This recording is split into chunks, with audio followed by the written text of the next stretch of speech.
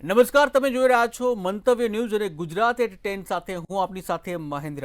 સમાચારની શરૂઆત કરીએ તો મહત્વના સમાચાર ઉમરેઠ બેઠકથી સામે આવી રહ્યા છે, જ્યાં કોંગ્રેસે ઉમરેઠ વિધાનસભા બેઠક પર ઉમેદવાર જાહેર કર્યા છે।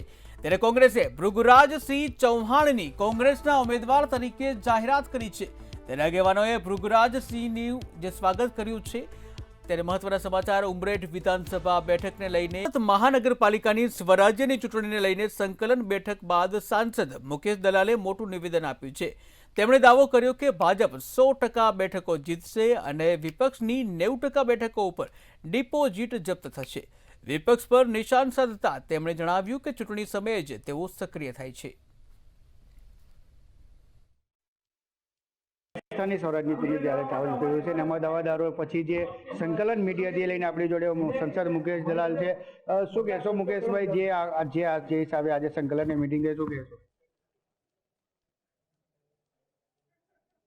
સુરત મહાનગરપાલિકાની ચૂંટણીના સંદર્ભમાં કાર્યકર્તાઓની સેન્સ લેવાની ઉમેદવારી પત્રો ઇચ્છુક ઉમેદવારોને ફોર્મ ભરવાની પ્રક્રિયા પ્રદેશ દ્વારા નિયુક્ત નિરીક્ષકો દ્વારા ચાલી રહી હતી અને જે વોર્ડમાં પ્રક્રિયા પૂર્ણ થઈ છે તે વોર્ડ તે વિસ્તારના કન્સર્ન ધારાસભ્યો અને સંસદ સભ્યોને સાંભળવાની સેન્સ લેવાની પ્રક્રિયા આજથી શરૂ થઈ છે। ખાસ કરીને જે લોકો દાવાદારી કર્યા છે કેવી રીતે એમાં લોકોને પસંદગી કરવામાં આવશે અને અમુક લોકો એવા છે જેમને ખબર નથી કે અમારા વિસ્તારમાં શું કામ કરવાનું છે, એમાં કેવી રીતે પસંદ કરશો? ભારતીય જનતા પાર્ટી પાસે અનેક માપદંડ છે, એની ફીડબેક છે કાર્યકર્તાઓ। ભારતીય જનતા પાર્ટીના કોર્પોરેટર એના નેતાગણ ફિલ્ડમાં સક્રિય છે એટલે એની પાસે દરેક કાર્યકર્તાના રિપોર્ટ છે જ કે કોણ કેટલા સક્રિય છે, ભારતીય જનતા પાર્ટીની વિચારધારા સાથે કટિબદ્ધ છે, ઈચ્છુક ઉમેદવારો કેટલા છે, તે માહિતી ભારતીય જનતા પાર્ટી પાસે સदैव હોતી જ હોય છે। એક વોર્ડમાં 10 ગુણાથી વધારે લોકો ફોર્મ ભર્યા છે, એમાં કેવી રીતે પસંદગી કરવામાં આવશે? એ જ બતાવે છે કે ભારતીય જનતા પાર્ટી જીતવા જઈ રહી છે। કાર્યકર્તાઓને એના વોર્ડમાં ખબર જ છે કે અમારા વોર્ડમાં જંગી બહુમતીથી ભારતીય જનતા પાર્ટી જીતી રહી છે। દરેક વ્યક્તિ, દરેક કાર્યકર્તા સરખો લાયક છે। ચૂંટણીમાં ટિકિટ મળે કે નહીં મળે તો પણ એટલો જ લાયક છે। આ ભ્રષ્ટાચારીઓને, આ લબાડીઓને સારી રીતે ઓળખી ગઈ છે। સુરત શહેરમાં કોંગ્રેસ મહાનગરપાલિકામાં 0 છે, ધારાસભામાં 0 છે અને સંસદમાં પણ 0 છે। શું લાગે છે આ 120માંથી ભાજપને કેટલી બેઠક મળી શકે? ભારતીય જનતા પાર્ટી 120માંથી 120 જીતવા જઈ રહી છે અને એમાં 90 થી 100 સીટોમાં એની ડિપોઝિટ જશે। તો બિલકુલ આ સંસદ હતા મુકેશ દલાલ, જેમને કહેવું છે કે ભારતીય જનતા પાર્ટી 120માંથી 120 સીટ જીતી રહી છે, બાકી કોંગ્રેસ આમ આદમી બને છે, ડિપોઝિટ પણ જપ્ત કરી શકે એવું લાગી રહ્યું છે। મંતવ્ય ન્યૂઝ સુરત। રાજકોટ જિલ્લા ભાજપ કાર્યાલય ખાતે રાજકોટ લોકસભા મત વિસ્તારમાં આવતી બેઠકો ઉપર ચૂંટણી લડવા માંગતા કાર્યકર્તાઓ દ્વારા દાવેદારી નોંધાવવામાં આવી રહી છે। આગામી સમયમાં રાજકોટ જિલ્લા પંચાયતની 36 બેઠક, રાજકોટ જિલ્લાની 202 તાલુકાની બેઠક તેમજ ગોંડલ નગરપાલિકાની 44 બેઠકો ઉપર ચૂંટણી યોજાવાની છે। ત્યારે અત્યાર સુધીમાં 1000 જેટલા કાર્યકર્તાઓએ ચૂંટણી લડવા માટે પોતાની ઈચ્છા વ્યક્ત કરી હોવાનું સામે આવ્યું છે।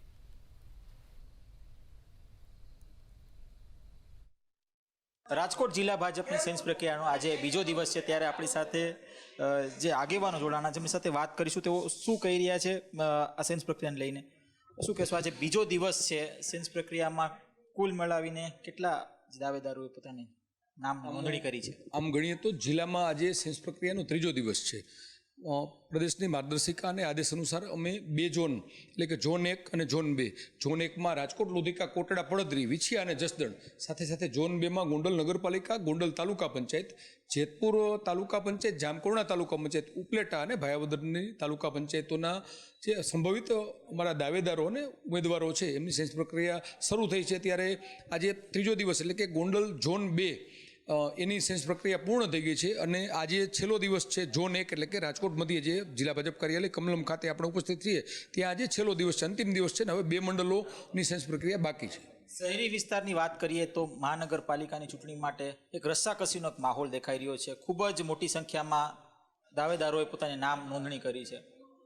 જિલ્લામાં જોવા જાય તો એટલી નથી। શું કહેશો સમગ્ર મામલે? જિલ્લામાં જ્યાં સુધી મને જ્ઞાત છે ત્યાં સુધી 1500ની આસપાસ જે દાવેદારોએ ઈચ્છુક પોતાને ટિકિટ મળે એ એમને ટિકિટ માગેલી છે અને 1500ની આસપાસ એ આંકડો થવા જઈ રહ્યો છે. ત્યારે જિલ્લામાં પણ ખૂબ લોકો અને ખાસ કરીને યુવાનો અને ડૉક્ટર, વકીલ અને આવા લોકોને ખાસ કરીને બહેનો મોટા પ્રમાણમાં આ વખતે દાવેદારી નોંધાવી રહ્યા છે.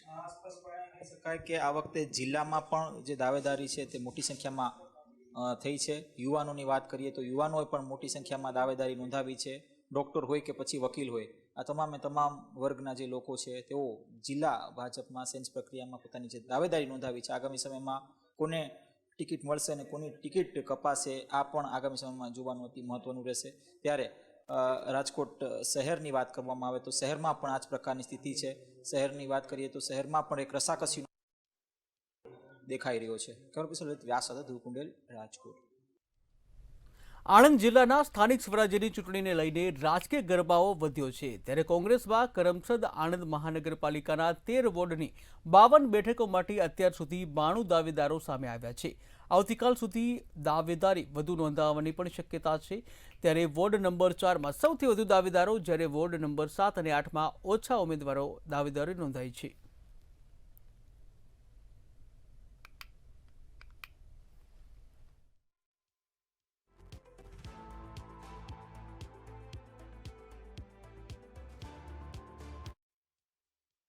જે લોકો પણ ઉમેદવારી કરવા ઈચ્છતા હતા એવા લોકોએ ખૂબ જ અહીંયાથી ઉત્સાહ બતાવી અને આખા આણંદના 13 વોર્ડમાંથી 92થી પણ વધારે ઉમેદવારોએ પોતાની ઉમેદવારી નોંધાવવા માટે ફોર્મ લઈ ગયા છે. ત્યારે આગામી 4મી તારીખે આણંદ જિલ્લા કોંગ્રેસ સમિતિએ પ્રદેશ કોંગ્રેસ સમિતિના હોદ્દેદારો દ્વારા 2 પ્રભારીઓ દ્વારા આ તમામ આગેવાનોને જે લોકો પણ ઉમેદવારી કરવા માગતા હશે એને સાંભળવાની પ્રક્રિયા હાથ ધરવામાં આવે છે.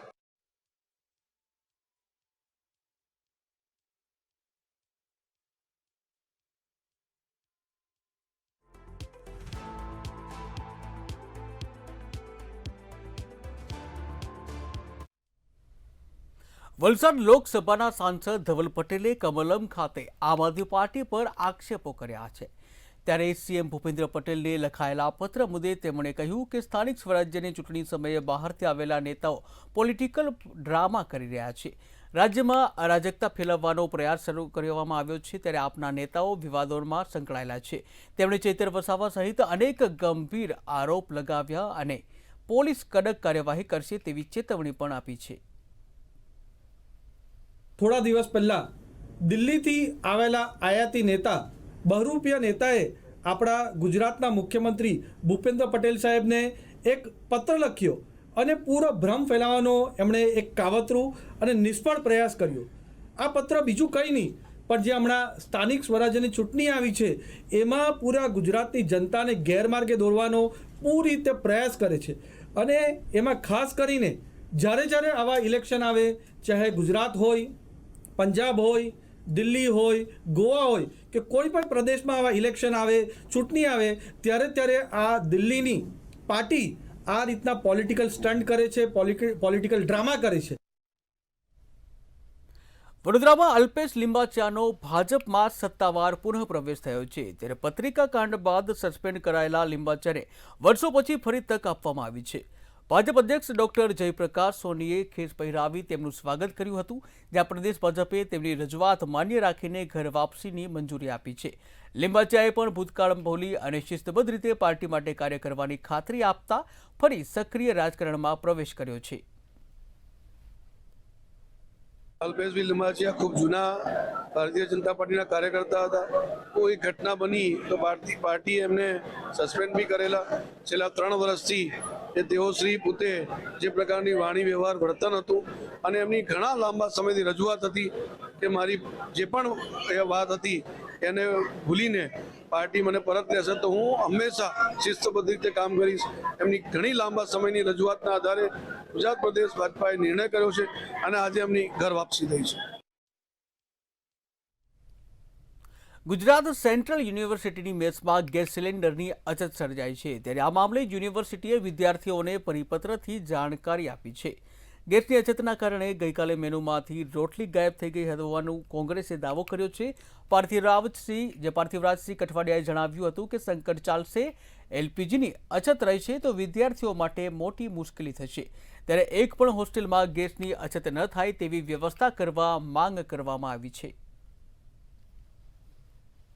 યુનિવર્સિટી દ્વારા વિદ્યાર્થીઓને ઈમેલમાં એ પણ માહિતી આપવામાં આવે કે તમારું જે મેનુ છે એને કર્ટેલ એટલે કે બદલવામાં આવશે, એટલે કે રોજનું જે ભાણું છે એ ભાણામાં પરિવર્તન કરવામાં આવશે.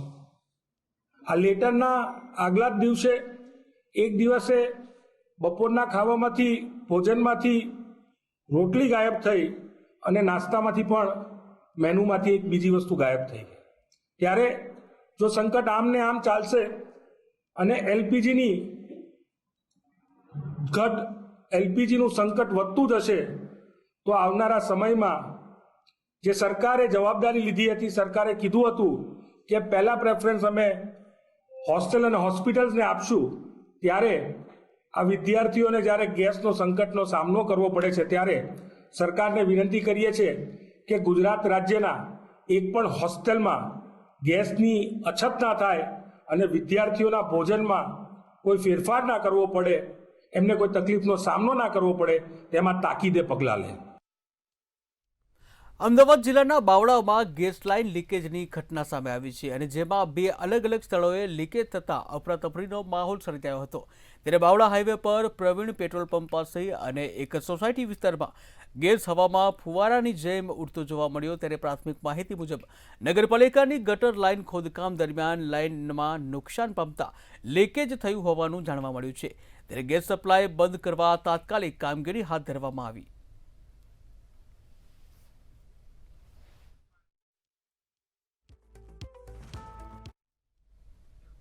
અમદાવાદ આંતરરાષ્ટ્રીય એરપોર્ટ પર ગાંજાની હેરાફેરીનો પર્દાફાશ કરવામાં આવ્યો છે. બેંકોકથી અમદાવાદ આવી રહેલો 2 મુસાફરોને ગાંજાના જથ્થા સાથે ઝડપી પાડવામાં આવ્યા છે. ત્યારે બાતમીના આધારે તપાસ હાથ ધરાતા શખ્સો પાસેથી 2.25 કિલોનો ગાંજો મળી આવ્યો હતો. બંને શખ્સો મધ્યપ્રદેશના જબલપુરના રહેવાસી હોવાનું સામે આવ્યું છે. જ્યાં આરોપીઓ ગાંજો કોની પાસેથી લાવ્યા હતા તે અંગે તપાસ હાથ ધરવામાં આવી છે.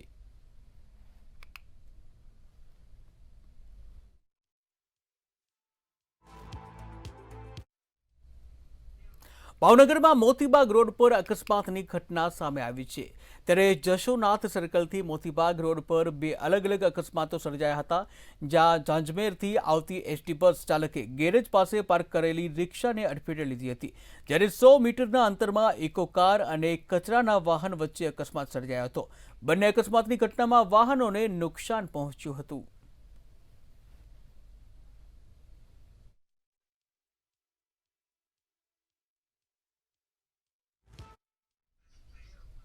મહેસાણાના ગાંધીનગર લિંક હાઈવે ઉપર જે રામનગર નજીક એક દુર્ઘટના સામે આવી છે. રામનગર અને રામપુરા વચ્ચેની જે સોસાયટીના નાકે 7 વર્ષનો કિશોર કિસ્મત જે કાર ચાલકે જે છે અડફેટે લીધો હતો. જ્યાં ઘટનામાં બાળકનું જે ઘટના સ્થળ ઉપર જ મોત થયું હોવાનું સામે આવ્યું છે. ત્યારે મૃતકના પિતાએ મહેસાણા તાલુકા પોલીસ સ્ટેશનમાં કાર ચાલક વિરુદ્ધ ફરિયાદ નોંધાવી છે. જ્યાં ફરિયાદના આધારે પોલીસે તપાસ હાથ ધરી છે. માલણ નદીમાં એક આધેડ વયના વ્યક્તિનો મૃતદેહ મળી આવતા ચકચાર મચી ગઈ છે. ત્યારે સ્થાનિક લોકોએ મૃતદેહને જોઈ તાત્કાલિક મહુવા પોલીસને જાણ કરી હતી. જ્યાં પોલીસ ઘટના સ્થળે પહોંચી મહુવા નગરપાલિકાના ફાયર સ્ટાફની મદદથી મૃતદેહને બહાર કાઢવામાં આવ્યો. બાદમાં મૃતદેહને પોસ્ટમોર્ટમ માટે મહુવા જનરલ હોસ્પિટલ ખાતે ખસેડવામાં આવ્યો હતો. જ્યારે પરિવારજનોએ જણાવ્યું હતું કે તેઓ ગઈકાલથી ગુમ હતા. સમગ્ર મામલે પોલીસે આગળની તપાસ હાથ ધરી છે.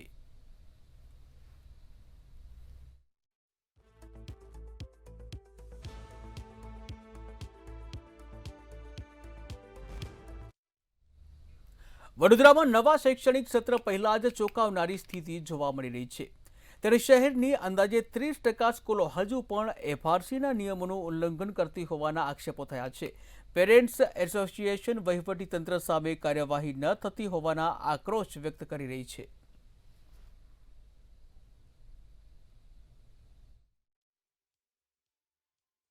આપણે જોઈએ તો વડોદરા જિલ્લામાં 7 ડિસ્ટ્રિક્ટમાં ટોટલ 3000 પ્લસ સેલ્ફ ફાઇનાન્સ શાળાઓ અમારા અંડરમાં આવે છે. ફાઇનાન્શિયલ યર 25-26માં 97 શાળાઓ પ્રપોઝલમાં આવી હતી. એમાંથી 6 શાળાઓ જ ખાલી રિવિઝન કમિટીમાં ઉપર ગઈ છે અને બાકીની 91 શાળાઓને અમે જે ફી આપી છે એમાં સંતોષ છે અને વાલીઓને પણ સંતોષ છે. હવે બાકીની જે 6 શાળાઓ રિવિઝનમાં ગઈ એમાંથી 2 શાળાઓના ઓર્ડર થઈ ગયા છે અને 2 શાળાઓને અમે જે ફી મંજૂર કરી હતી એ જ ફી કાયમ કરવામાં આવી છે ફી રિવિઝન કમિટી દ્વારા અને બાકીની 4 શાળાઓના ઓર્ડર અત્યારે હિયરિંગમાં ચાલી રહ્યા છે. તેમાં અત્યારે થોડો સમય લાગશે અને એમનું રિવિઝનમાં પછી જે અપીલમાંથી રિઝલ્ટ આવશે એ બધાને માન્ય રહેશે. એફઆરસી સ્કૂલો ઉપર કંટ્રોલ કરવા માટે જે કાયદા પ્રમાણે લેવાનું હોય છે અને કાયદાની અંદર સ્પષ્ટ લખ્યું છે કે કયા કયા હેડમાં લેવાય અને કયા કયા વોલન્ટરી છે અને જે વોલન્ટરી હેડમાં જે છે એ મરજિયાત જે ફીસ છે એની અંદર બી ફરજિયાત કરીને વસૂલે છે એ એફઆરસીના જ્યુરિસ્ડિક્શનની અંદર આવે છે. તેમ છતાં કોઈ કારણસર આ લોકો એક્શન લેવાતું નથી અને ડીઓ ઓફિસ તો આપણે ચીફ મિનિસ્ટર કરતી પાવરફુલ ઓફિસ એમને સમજીને બેઠા છે, કોઈ કાર્યવાહી કરતો નથી અને એના અંગત લાભ માટે કામ કરે છે. સુરેન્દ્રનગરના લીંબડી શહેરની શાક માર્કેટમાં દિવસે ને દિવસે બેકાબુ બનતી સમસ્યાઓ ગંભીર સ્વરૂપ ધારણ કરી રહી છે. સાંજ પડતા જ માર્કેટ વિસ્તારમાં પશુઓનો આતંક જોવા મળી રહ્યો છે. ત્યારે સતત વધતા પશુઓના આતંકથી લોકોને ભારે હાલાકીનો સામનો કરવો પડી રહ્યો છે અને જેને લઈને સ્થાનિકોમાં નગરપાલિકા સામે ભારે રોષ જોવા મળી રહ્યો છે.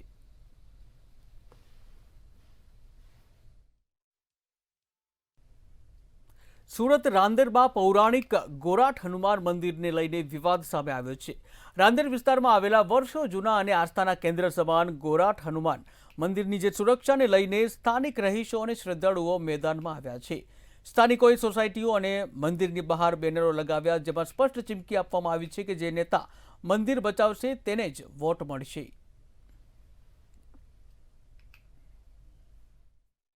સ્થાનિક સ્વરાજની ચૂંટણીની વિગલ વાગી ગઈ છે. એના જે માણસો છે, જે દવાદારો છે, એના દવાદારોને પહેલાં જ જે છે સુરતમાં એનો વિરોધ ચાલુ થઈ ગયો છે. ખાસ કરીને અમે રાંદેર વિસ્તારમાં ઉપર જે જોઈ શકાય છે આ જે મંદિર છે એના ઉપર બેનર લગાવવામાં આવ્યું છે કે ગોરાઠ બચાવો, ગોરાઠ બચાવો, ગોરાઠ હનુમાન મંદિર બચાવી શકે તેવા નેતાઓ અહીંયા આવવાનો અને ખાસ કરીને એક બાબરી તૂટીને ગોરાઠમાં બીજી બાબરી ઊભી થઈ ગઈ, જવાબદાર કોણ? બેનર લગાવવામાં આવ્યું છે અને આ મંદિર રાંદેર વિસ્તારમાં આવે. આપણે અહીંયા મહારાજ જોડે જ વાત કરશું કેમ કે આ મંદિર છે એ પૌરાણિક છે અને આ મંદિર ઉપર આ બેનર લગાવવામાં આવ્યું છે. એમની જોડે સીધી વાત કરશું. મહારાજ, આપનું શું નામ છે? આ મંદિર ઉપર બેનર લગાવવાનું એનું કારણ શું? મારું નામ શિવલહરી બાપુ ગોસ્વામી છે અને હું આ ગોરાઠ હનુમાન મંદિરનો પૂજારી છું. આજે તમે બેનર વિશે વાત કરો છો ને, તો સીધું સાદું ગણિત સાવ એ છે કે આ અમારું મંદિર છે, આ હિન્દુનો એરિયો છે અને હિન્દુની આસ્થા છે. તો એક્ઝેક્ટ મંદિરની બાજુમાં વિધર્મીઓને માટે બિલ્ડિંગ બની રહ્યા છે અને એ બી આમ જુઓ તો બધું અનલીગલી છે, કારણ કે રોડ નાનો છે ને એવડા મોટા બિલ્ડિંગો કઈ રીતના શું છે. હવે એ તો બધો પ્રશ્ન પછીની વાત, પણ મુદ્દો અમારો એ છે જે મંદિર બચાવશે ને જે મંદિરની સાથે છે અમે એની સાથે છીએ. અમારે પક્ષ સાથે કોઈ લેવા દેવા છે ને અમે કોઈ પણ પક્ષના માણસો અત્યારે નથી. અમે માત્ર ને માત્ર અમે હિન્દુ છીએ, મંદિરને બચાવવાનું છે, કારણ કે મંદિર બચશે તો જ હિન્દુ બચશે. સનાતનનો વિજય થાય એ જ અમારો જય છે. ખાસ કરીને વાત કરીએ આ અહીંયા વિસ્તારના લોકો શું કહી રહ્યા છે, કેમ કે આ મંદિર જે બેનર છે ખાલી મંદિર પર માર્યો હતો, કેમ કે સવારે છે એ સોસાયટીમાં પણ મારવામાં આવ્યું હતું, એવું તારી લેવામાં આવ્યું છે. એ વિશે શું કહેશો? જો અમે આજુબાજુમાં જે હિન્દુઓ રહે છે એની લાગણી છે એટલે એણે પોતપોતાની સોસાયટી ઉપર બોર્ડ મારેલા. ધર્મની રક્ષા એટલે મંદિર એક સેન્ટર છે, તો આ સેન્ટર ટૂંકમાં કહીએ તો અમારું ધર્મ બચવો જોઈએ અને અમારું મંદિર બચવું જોઈએ. એ નેતાને અમે વોટ આપીશું, બાકી કોઈ અમારે પક્ષ સાથે લેવા દેવા નથી. બિલકુલ આ ગોરાઠ હનુમાન મંદિરને મહારાજ હતા જેમને ચોખ્ખું કહેવું છે કે જે અમારી મંદિર પર આ ચાવતા બચાવે એને અમે વોટ આપશું. ખાસ કરીને આ રાંદેર વિસ્તારમાં આવેલી જે મંદિર છે તે ગોરાઠ હનુમાન મંદિર છે, વર્ષો પુરાની મંદિર છે અને ખાસ કરીને જ્યારે લોકો અહીંયા દર્શન કરવા આવતા હોય, ભારી સંખ્યામાં લોકો મોટી સંખ્યામાં દર્શન કરવા પણ આવતા હોય ને મહારાજને એક જ વસ્તુ કહેવું છે કે કોઈ પણ પાર્ટી હોય જે અહીંયા આવે મંદિર પર આંચ આવે એનો આડે ઊભો રહે એને જ અમને મત આપશું. મંતવ્ય ન્યૂઝ સુરતથી દીપક રાય. જૂનાગઢ જિલ્લાના કેશોદ તાલુકાના બાલાગામમાં રસ્તા પર થયેલી પેશકદમી દૂર કરવાની માંગ સાથે એક પરિવાર આ મરણાંત ઉપવાસ ઉપર બેઠો છે. વશરામભાઈ વાઢેર અને તેમના પરિવારોએ ગ્રામ પંચાયતથી લઈ મુખ્યમંત્રી કચેરી સુધી અનેક રજૂઆતો કરી હોવા છતાં કોઈ પણ કાર્યવાહી ન થતાં આ પગલું ભર્યું છે. ત્યારે દબાણને કારણે ઘર સુધી પહોંચવામાં મુશ્કેલી સર્જાય છે, જ્યાં પરિવારનું કહેવું છે કે યોગ્ય નિર્ણય ન લેવાય ત્યાં સુધી ઉપવાસ ચાલુ રહેશે, નહીં તો તેની જવાબદારી તંત્રની રહેશે.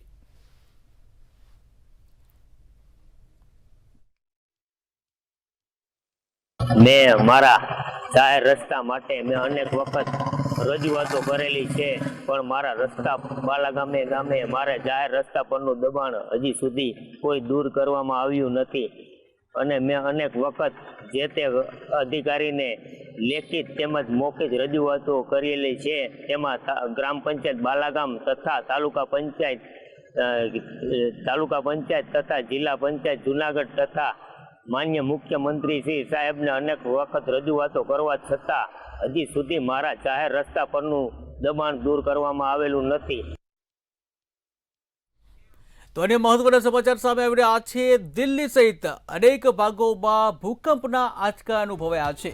ત્યારે દિલ્હી સહિત ઉત્તર ભારતના અનેક ભાગોમાં ભૂકંપના આંચકા જોવા મળ્યા, જ્યાં દિલ્હી નોઈડામાં વધુ તીવ્રતા અનુભવાઈ હોવાનું સામે આવ્યું છે. જમ્મુ કાશ્મીર અને ચંદીગઢ સુધી ભૂકંપની અસર જોવા મળી છે. ત્યારે મહત્વના સમાચાર દિલ્હીથી, જ્યાં દિલ્હી આસપાસ ભૂકંપના આંચકા અનુભવાયા છે. પંજાબ ચંદીગઢમાં પણ ભૂકંપના આંચકા અનુભવાયા છે. લોકો ઘરમાંથી બહાર નીકળી ગયા હતા. ભૂકંપના આંચકા અનુભવાતા જ લોકો ઘર છોડી અને બહાર નીકળી ગયા હતા. ત્યારે પંજાબ ચંદીગઢ તેમજ દિલ્હી જમ્મુ કાશ્મીર સહિતના વિસ્તારોમાં ભૂકંપના આંચકા અનુભવાયા છે. દિલ્હી અને નોઈડામાં તેની તીવ્રતા છે વધુ અનુભવાઈ હોવાનું સામે આવ્યું છે.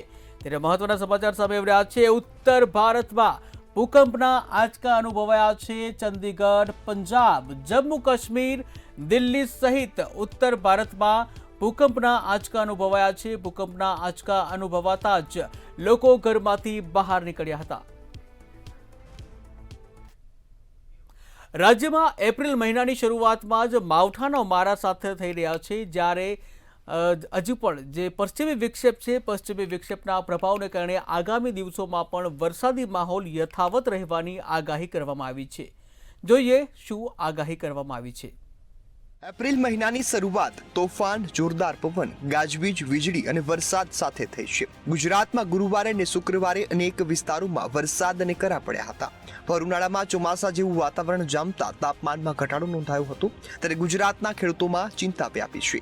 આટલું જ નહીં, 7મી એપ્રિલના રોજ વધુ એક પશ્ચિમી વિક્ષેપ સર્જાવાનું હવામાન વિભાગે જણાવ્યું છે. આ સાથે 30 થી 40 કિમી પ્રતિ કલાકની ઝડપે પવન ફૂંકાવાની શક્યતા પણ દર્શાવવામાં આવી છે. विक्षोभ है जो कि साउथ अफगानिस्तान और एटलांटिक पाकिस्तान पे 3.1 से 7.6 किलोमीटर अबव मीन सी लेवल. इसके साथ एक नॉर्थ गुजरात पे आज साइक्लोनिक सर्कुलेशन है 0.9 किलोमीटर अबव मीन सी लेवल पे. इनके प्रभाव से हम आज उम्मीद कर सकते हैं कि सौराष्ट्र कच्छ में और गुजरात रीजन में isolated rain, light to moderate rain और साथ में thunderstorm with 30 to 40 kilometre per hour की हवा के साथ उम्मीद कर सकते हैं. इसके साथ ही एक WD और आ रहा है पश्चिमी विक्षोभ 7 तारीख से 7 अप्रैल से. उसका भी हल्का सा प्रभाव लग रहा है कि नॉर्थ गुजरात रीजन पे और थोड़ा कच्छ में रहेगा. तो उसकी वजह से हम 7 अप्रैल को भी आइसोलेटेड लाइट रेन दे रहे हैं नॉर्थ गुजरात के लिए और कच्छ के लिए. इसके साथ ही जैसे टेम्परेचर से मैक्सिमम काफ़ी अभी नॉर्मल से नीचे ही हैं और आज की उम्मीद है कि 2 से 3 डिग्री के आसपास नीचे गिरावट आएगी मैक्सिमम टेम्परेचर्स में और आगे नो लार्ज चेंज रहने की उम्मीद है. સૌરાષ્ટ્ર અને દક્ષિણ સૌરાષ્ટ્રમાં ફરી માવઠાની શક્યતા વ્યક્ત થઈ છે. હવામાન નિષ્ણાંત બાલાલ પટેલના જણાવ્યા મુજબ આજથી 5 એપ્રિલ સુધી પશ્ચિમ વિક્ષેપના કારણે રાજ્યના વિવિધ વિસ્તારોમાં વાતાવરણમાં પલટો આવશે. ઉત્તર ગુજરાત, સાબરકાંઠા, બનાસકાંઠા, પંચમહાલ અને વડોદરા જિલ્લામાં વરસાદ પડી શકે છે, જ્યારે ઉત્તર ગુજરાતમાં વાદળછાયું વાતાવરણ રહે તેવી પણ શક્યતા છે. આ સાથે ગુજરાતના અનેક વિસ્તારોમાં માવઠાની શક્યતાઓ પણ વ્યક્ત કરવામાં આવી છે. હવે એપ્રિલ માસમાં શક્ય 7-25 વિક્ષેપ આવવાની શક્યતા છે, પરંતુ હાલમાં જે 25 વિક્ષેપ આવ્યું છે તેના કારણે અને પ્રી મોન્સૂન એક્ટિવિટીના કારણે પશ્ચિમ સૌરાષ્ટ્રના ભાગોમાં પ્રી મોન્સૂન એક્ટિવિટીનો વરસાદ થવાની શક્યતા છે. જામનગરના ભાગો અને પશ્ચિમ સૌરાષ્ટ્રના અન્ય ભાગો અને લગભગ સૌરાષ્ટ્રના અડધા ભિન્ન ભાગોમાં પ્રી મોન્સૂન એક્ટિવિટીનો વરસાદ થવાની શક્યતા છે. દક્ષિણ સૌરાષ્ટ્રના ભાગો, મધ્ય સૌરાષ્ટ્રના ભાગો, ગીરના કેટલાક ભાગો અને ઉત્તર સૌરાષ્ટ્રના ભાગો તેમજ કચ્છના ભાગમાં પ્રી મોન્સૂન એક્ટિવિટીનો વરસાદ થવાની શક્યતા રહેશે. 16 એપ્રિલથી ગરમીનું જોર વધવાની શક્યતા છે તેમજ મે મહિનામાં પણ ફરી કમોસમી વરસાદ અને દરિયામાં મોજા ઉછળવાની આગાહી કરવામાં આવી છે, જેના કારણે આ વર્ષે ચોમાસું સારું રહેવાની આશા પણ વ્યક્ત થઈ છે. બ્યુરો રિપોર્ટ, મંતવ્ય ન્યૂઝ. તો ગુજરાત એટ 10 માં હાલ બસ આટલું જ. વધુ સમાચાર માટે જોતા રહો મંતવ્ય ન્યૂઝ. નમસ્કાર.